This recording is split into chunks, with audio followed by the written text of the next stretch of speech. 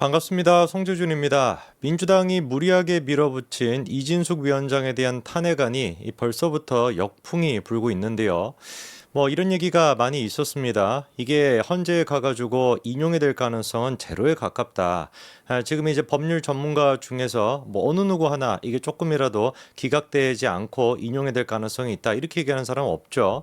아예 대부분 사람들 같은 경우는 애당초 이게 헌재에 올라올 법한 그런 얘기도 안 되기 때문에 조건 자체도 성립이 안 되기 때문에 각하시킬 가능성도 있다. 이게 지금 벌써부터 얘기가 나오고 있습니다. 각하 같은 경우는 기각에 비해 가지고 훨씬 더 빨리 이제 또 결정이 나오게 됩니다. 아예 그러니까 민주당이 그 일방적으로 밀어붙였던 특검안 자체가 조건조차 성립이 되지 않아 가지고 각하 결정이 나오게 된다면 그것뿐만 아니라 좀 시간이 지나 가지고 기각이 되게 된다면 이거는 글자 그대로 뭐밖에 안 되는 거겠습니까? 그쵸? 이진숙 위원장한테 날개를 달아주는 꼴 그거 말고는 안 되게 되는 겁니다. 벌써부터 그래서 이준숙 위원장이 날개를 달았어요. 제가 보기에는 날개를 달아가지고 그 날개로 펄럭펄럭 하고 있고 그 펄럭펄럭거리는 그 역풍을 고스란히 지금 누가 맞이하고 있습니까? 민주당이 맞이하고 있는 그런 상태죠.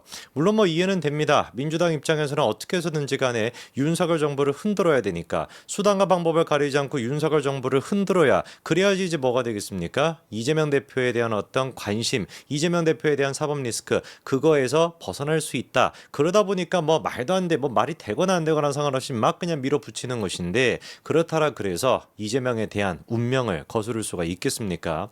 10월 초반 그리고 또 10월 말에 이재명에 대해서 공직선거법 그리고 또 위증교사에 대한 재판 결과가 나오게 되고 그리고 나아가서 2월 달 전에 신진우 부장판사의 이재명에 대한 대북 송금 문제 이것까지 재판 결과가 나오게 된다면 이재명의 운명은 당연히 거스를 수 없는 것이고 오히려 이진숙 위원장이 지금 불고 있는 역풍 그 역풍에 힘입어 가지고 더 빠르게 그 길로 다가서게 될 겁니다.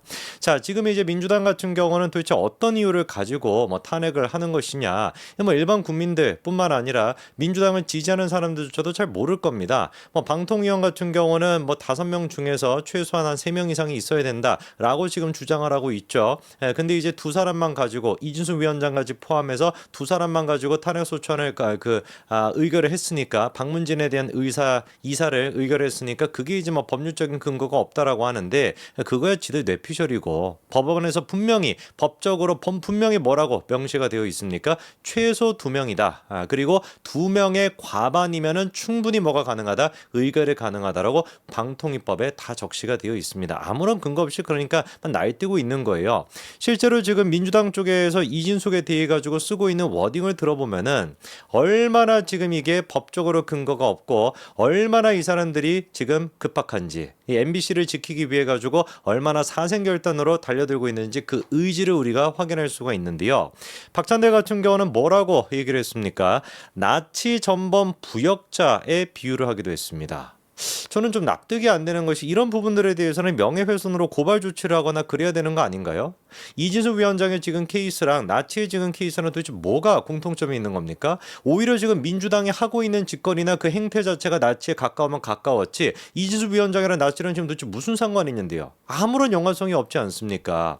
지금 민주당이 보여주고 있는 일극체제 이게 지금 이번에 광주에 가서도 호남에 가서도 마찬가지로 이재명의 압승을 거뒀다라고 하는데 지역에 지금 득표 평균을 내봤을 때 92% 가까이 나온다라는 거 아니에요?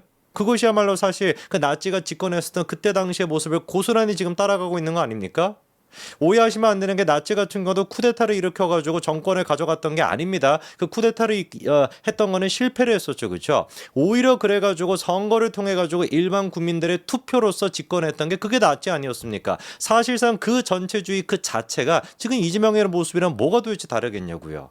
일반 국민들이 봤었을 때는 이재명의 민주당을 나치에 비유하면 비유했지 이진숙이랑 도대체 무슨 연관성이 있냐? 아무도 어느 누구 하나 설명할 수가 없습니다. 아무 얘기나 짓거리고 있는 거예요. 나치 전범 부역자들을 끝까지 쫓아가 처벌했던 것처럼 독재와 부역하는 자들에게도 합당한 책임을 물어야 될 것이다. 도대체 윤석열 정부가 뭘 독재를 했다라는 것이고 이진숙이 뭘 독재를 했다라는 것인지 저는 도저히 납득이 되지 않습니다. 그러면서 박찬대가 또 추가적으로 어떤 발언까지도 했냐? 전두환 시절로 돌아가자는 것이다. 이런 얘기도 합니다. 그러니까 계속 뭔가 윤석열 정부는 독재고 이진숙 위원장은 독재다. 이런 식으로 지금 프레임을 씌우는 것 같은데 무슨 근거로? 그러니까 아무런 지금 어떤 의미가 없는 공허한 정치적인 수사 이거밖에 지금 안 되는 거예요. 독재라고 하는 워딩이 얼마나 우리한테는 소름이 끼치고 얼마나 우리한테는 상처가 되는 단어입니까? 근데 그 단어를 밥 먹듯이 지금 쓰고 있으니까 사람들 같은 경우는 하루 세 끼만 먹어야 되는데 이 독재라고 하는 워딩 같은 경우는 하루 세 끼가 아니라 네 끼, 다섯 끼, 여섯 끼를 갖다가 계속해가지고 쓰고 있다 보니까 더 이상 이게 먹어도 무슨 맛인지를 모르는 겁니다. 독재라고 떠들어봤자 이게 무슨 뭐 충격이나 됩니까? 그냥 뭐 독재라고 하는 말을 어디에다가나 그냥 다 집어넣을 수 있는 그런 지금 말처럼 쓰고 있잖아요. 이번에 또 보니까 박찬대가 5.18 민주묘역을 참배했다라고 합니다. 저도 모르는 사이에 이게 날짜가 거꾸로 돼가지고 5.18이었나 왜 갑자기 뜬금없이 박찬대가 5.18 민주묘역에 가가지고 참배를 하는지를 봤더니만 여기 가가지고 또 하는 얘기가 뭐예요? 5.18 민주화 운동을 사태로, 그러니까 운동이라고 하지 않고 사태로 전두환 씨를 희생양이라고 말하는 이진숙 방통위원장을 임명한 것이 바로 전두환 시절로 돌아가자라는 것이다. 뭐 이런 식의 주장을 하고 싶어가지고 또 5.18 민주묘역을 갔다라고 해요. 근데 우리가 팩트 체크를 정확하게 해야 되겠죠. 애당초 이준석 위원장이 5.18에 대해 가지고 민주화 운동을 사태라고 얘기한 적이 있냐? 그리고 또 전두환 씨가 희생양이라고 얘기한 적이 있냐? 없습니다. 왜 그런 박찬대가 이런 식으로 길길이 날뛰고 있는 것이냐? 이진숙 위원장이 그렇게 얘기한 게 아니라 그런 식의 주장이 담겨있는 페이스북에 글이 있는데 그 글에 이진숙 위원장이 좋아요를 눌렀다. 그거를 가지고 지금 이런 식으로 공격을 하는 거예요. 이진숙 위원장이 이미 해명을 했죠. 아니 자기가 좋아요를 누르는 글이 하루에만 수십 건 수백 건이 되는 것이고 그 긴 글을 갖다가 내가 다 읽어본 것도 아니고 그냥 대충 아는 분이 썼길래 그냥 좋아요를 눌렀던 거에 불과하다. 이렇게 해명을 했습니다. 충분히 우리가 납득할 수가 있죠. 어떤 해명보다는 100배, 1000배, 만배나 더 설득력이 있는 겁니까? 이재명은 무슨 뭐 시정자빼다. 이재명은 무슨 뭐 쓰레기만 정치인이다 뭐다 뭐 어떻게 해야 된다라고 막 그냥 이재명에 대해서 저주를 퍼붓고 있는 그 글을 문재인 트위터에서 좋아요를 눌렀던 거. 그거에 대해서 뭐라고 해명을 했습니까? 뭐 고양이가 눌렀다면서요. 고양이가 뭐 어떻게 해야지 이 발바닥도 클 텐데 얘가 뭐 어떻게 눌러야지 이게 막 좋아요가 눌리는지는 모르겠지만 고양이가 했다라는 게 문재인의 해명 아니었습니까? 그거보다는 지금 이준수 위원장의 해명이 100배, 1000배, 만배 더 설득력이 있는데요. 이준수 위원장이 직접 얘기했으면 또 모르겠습니다. 전두환 씨가 뭐 5.18 민주화 운동의 희생양이었다라고 구체적으로 얘기를 하고 5.18 민주화 운동에 대해 가지고 막 정면으로 부정하는 그런 얘기를 직접 했으면 모르겠지만 다른 것도 아니고 긴 글 가운데 그런 얘기가 있는 글을 좋아요를 눌렀다라 그래서 이런 식으로 공격하는 게 좀 추하지 않습니까? 거꾸로 생각해 봤을 때 그만큼이나 뭐라는 거겠어요? 이진숙에 대해서 공격할 건덕지가 없다라는 거겠죠. 그러면서 지금 또 이진숙을 탄핵하겠다라고 근거라고 얘기하고 있는 게 뭐냐? 정우성은 좌파고 소유진은 우파다. 뭐 이런 식의 얘기를 했다라는 거예요. 이거 맞는 얘기 아닙니까? 정우성 좌파 아닙니까? 정우성 씨 본인 스스로가 얘기하시면 될 것 같은데 자기는 좌파예요, 우파예요? 약간 좌파, 우파라고 하는 그 말 자체도 조금 복잡하고 어렵다 보니까 정우성 씨 본인 스스로는 또 우파라고 생각하는지 모르겠네. 오른손잡이니까 나 우파야 이렇게 생각하시는 건 아니죠, 그렇죠? 평상시에 정우성 씨가 보였던 반응 그리고 또 행보, 워딩 모든 것들을 다 생각해봤을 때 정우성 씨는 좌파라고 얘기해야 되나? 패션 좌파라고 얘기하는 게 맞겠네. 패션 좌파가 맞습니다. 그렇게 얘기하는데 이게 뭐가 큰 문제라는 거예요? 그리고 또 전체적인 워딩을 보니까 이진수 위원장이 강연을 가가지고 뭐라고 얘기를 했던 것이냐? 문화 권력도 좌파 쪽으로 형성이 되어 있지 않냐? 이거 보면 기가 막힌다라고 하면서 우파 쪽 영화랑 좌파 쪽 영화들을 쭉 이렇게 이제 나열을 했나 봐요. 그러면서 좌파 성향의 영화를 만들면 히트를 치고 이렇게나 좌파 영화들이 많다. 뭐 예를 들어가지고 이제 뭐가 있다라는 겁니까? 뭐 우리가 생각할 수 있는 거 서울의 봄도 최근에 있었고 사실 나오는 대부분의 영화들이 다 좌파 쪽 영화인 것이고 우파 쪽 영화라고 해봤자 뭐가 있어요? 뭐 태극기 휘날리며 그다음에 또 국제시장 뭐 이런 거 말고는 딱히 뭐 생각나는 게 없죠, 그죠? 건국전쟁 이런 거 말고는. 그러다 보니까 이준석 위원장이 좌파 성향의 영화를 만들면 히트를 치고 이렇게나 많은 것이고 이게 알게 모르게 우리한테 스며들게 되는 것이다. 우파 영화는 이렇게 몇 개가 없고 좌파가 몇십 배나 더 많다. 이거 도대체 뭐가 틀린 얘기입니까? 다 맞는 얘기인데. 이게 왜 논란이 되는지 저는 이해가 잘 안 되거든요. 그리고 이제 연예인들도 마찬가지로 이준수 위원장이 좌파 우파 이렇게 또 성향을 분류를 했나 봅니다. 연예계도 아시죠? 라고 하면서 좌파 연예인 명단을 또 이준수 위원장이 이렇게 공개를 했는데 거기 들어가 있는 사람이 누가 있냐? 김재동, 김미화, 강성범, 노정열, 정우성, 권혜요, 안치환, 김규리, 문소리 이 정도가 있다라고 하는데 다 맞는 거 아니에요?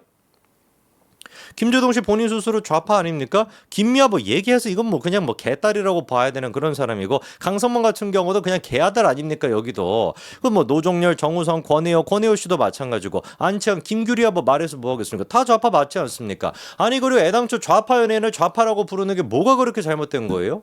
좌파라고 부르는 게 무슨 뭐 명예훼손입니까? 만약에 우리가 이 사람들을 갖다가 뭐 종북 주사파라고 부르든지 그런 식으로 북한을 자장하는 사람이다. 물론 이제 개 중에는 그런 사람이 있죠, 그쵸? 연예인들 중에서 대놓고 무슨 뭐 이렇게 뭐 시위하고 뭐 사제폭탄인가 뭔가 그런 거 던지는 사람이 있지 않습니까? 물론 뭐 근데 그런 사람들을 제외해 놓고 좌파라고 하는 사람들을 종북 주사파다 이렇게 부르면 문제가 될 수가 있지만, 좌파 연예인을 좌파 연예인이라고 얘기하는데 그게 뭐가 문제예요? 좌파라고 하는 말이 부끄럽습니까? 그렇잖아요. 민주당은 좌파라고 하는 말이 부끄럽나요? 왜 도대체 이준석 위원장이 우파 연예인들은 이런 사람이 있고 좌파 연예인은 이런 사람이 있다 라고 얘기한 거에 불과한데 이게 왜 문제가 된다라는 거예요. 미국 같은 경우는 대놓고 본인 스스로가 좌파라도 얘기하는데, 그러니까 지금 제가 쭉 설명을 드리는 것이, 이진숙에 대해 가지고 법적으로 뭔가 문제 삼을 게 없고, 법적으로 만약에 문제 삼게 된다면은 딱히 자기들이 할 수 있는 게 아무것도 없다 보니까 하고 있는 게 그냥 뭐에 불과하다라는 겁니까? 그냥 인신공격에 불과하다라는 것이죠. 이번에 이제 국회 본회의에서 그 표결 결과를 보니까 제적의원 187명 가운데 찬성표가 186표였어요. 187명이 참석을 했는데 186표의 찬성표가 나왔고 한 표의 이제 반대표가 나왔습니다. 누가 도대체 그러면은 직접 참석까지 해가지고 반대표를 던짐으로써 자기 이름을 남겼을까? 알고 봤더니만 이준석입니다. 이준석 같은 경우는 이진숙에 대해 가지고 뭐 이름이 비슷하니까 뭐 응원한다 이런 게 뭐 당연히 아니죠, 그렇죠? 청문회 때 같은 경우도 얼마나 이준석에 대해서 뭐라고 했습니까? 다만 이준석이가 이진숙에 대해 가지고 탄핵 이 표결에 대해서 반대표를 던진 이유는 딱 한 가지밖에 없습니다. 오히려 이 탄핵이라고 하는 것이 역풍을 만들어내 가지고 이진숙한테 날개를 달아주는 꼴, 그 꼴이 될 것 같으니까 그래서 반대표를 던진 거거든요. 정말로 민주당이 정무적인 감각이 있고 정치적인 생각이 있었다라고 한다면, 이재명을 지켜야 된다라는 생각에 온통 그냥 뭐 몰두하다 보니까 다른 것들이 마비가 되지만 않았다라고 한다면 사실 어떻게 했었어야 되는 겁니까? 이준석이처럼 했었어야 되는 겁니다. 근데 뭐 어떻게 하겠어요? 이미 던져진 주사위고요. 그 주사위는 답이 정해져 있습니다. 1 더하기 1은 2다라는 것처럼 명백하게 답이 정해져 있습니다. 이 탄핵 표결안으로 인해서, 탄핵 소추안으로 인해 가지고 오히려 이진숙한테 날개를 달아주는 꼴이 됐다. 그거에 대한 역풍은 민주당이 고스란히 받으시기 바랍니다. 여기까지 말씀드리겠습니다. 감사합니다.